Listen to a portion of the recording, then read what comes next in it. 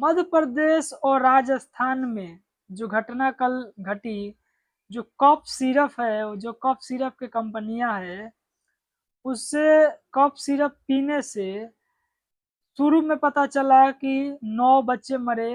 अब आज खबर निकल के आई है कि 12 तक लड़के, 12 बच्चे मध्य प्रदेश और राजस्थान में मौत हो चुकी है और कफ सिरप पीने से।